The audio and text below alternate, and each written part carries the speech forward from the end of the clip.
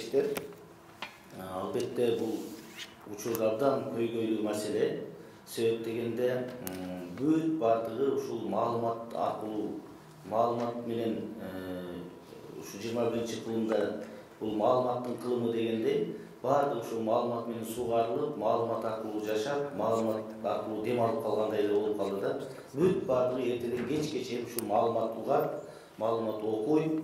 Бул ушул бүгүнкү күндүн негизги ушул инструменти болуп калды. Ошон үчүн мен айтат элем, бул жерде абдан туура маселе көтөрүлүп атат.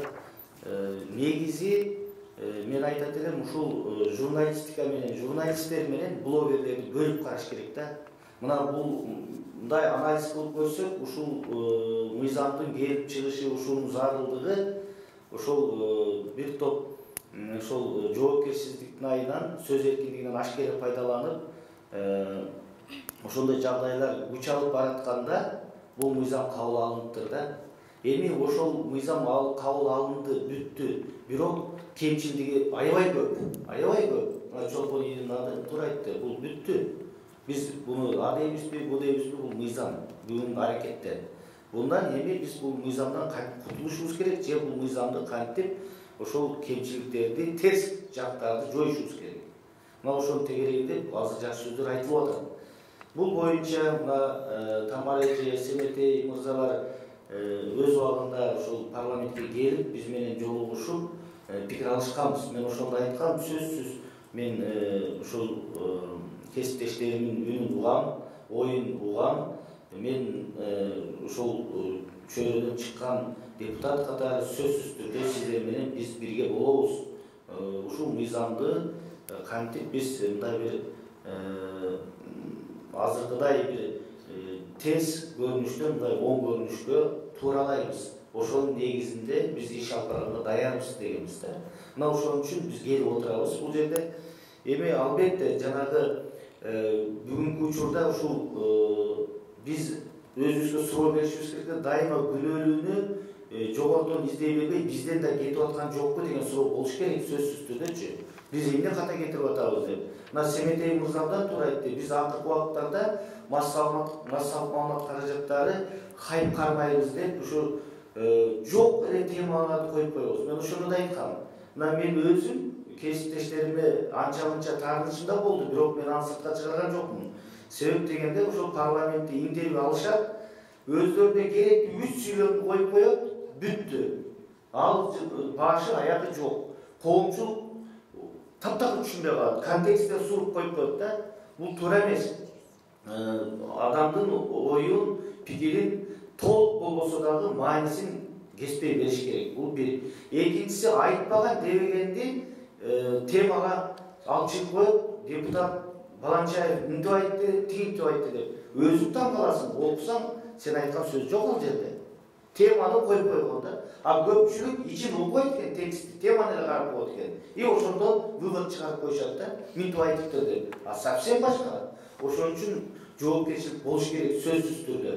Жоопкерчилик мына бизде Кудайга шүгүр сөз эркиндиги бар, жок эмес. Биз шүгүр дешибиз керек. Бирок жоопкерчиликти да унутпаш керек да, ушу ашкере пайдаланып жүрүп атабыз. Бул жерде мен баарын айта албайм. Кээ бир массалык маалымат каражаттарды карасаңыздар, мен өткөндө парламентте да айттым. Негатив, только негатив жазат. Мисал үчүн, эртеден кечке чейин мына сырттан Европадан жүргөн, Америкада жүргөн биздин замандаштар менен сүйлөшүп калсам айтат, ой Кыргызстандагы интернет сайттарды окусам жаллам негатив. Мен стресс болуп каласың дейт окуп атып. Бул позитив барбы жокпу депчи. Ошон үчүн мен айрым кесиптештеримен сүйлөшсөм айтат, биз негативди жазбасак бизге посещение болбойт, просмотр болбойт дейт. Ошол просмотрду, негативди аркасынан коом бузулуп атат да.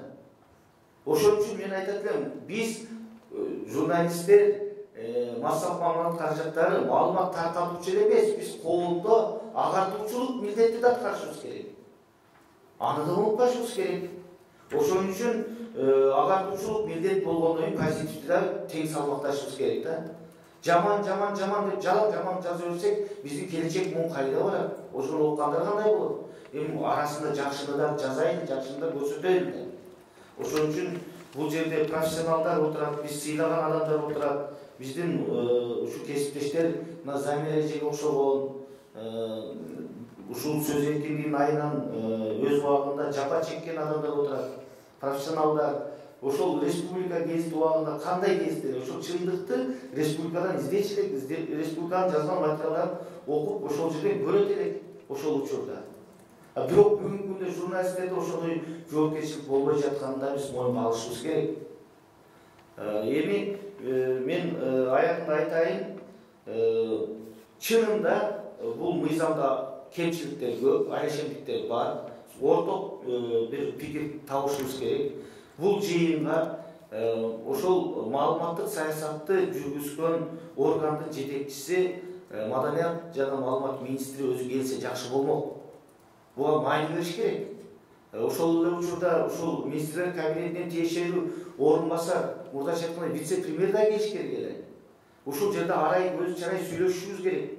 Биз бири-бирибизге талаша турган, тартыша турган эч нерсе жок. Бизге мамлекеттин бүтүндүүлүгү, элибиздин коопсуздугу, жыргал жашоосу бардыгыбыз, бул жерде отургандардын мен ойлойм эч кимиси бир жаман ою жок. Ошон үчүн түз дайыма байланышып, ушул жерде талкуулап, анан мыйзамдуулук болсок болбойт.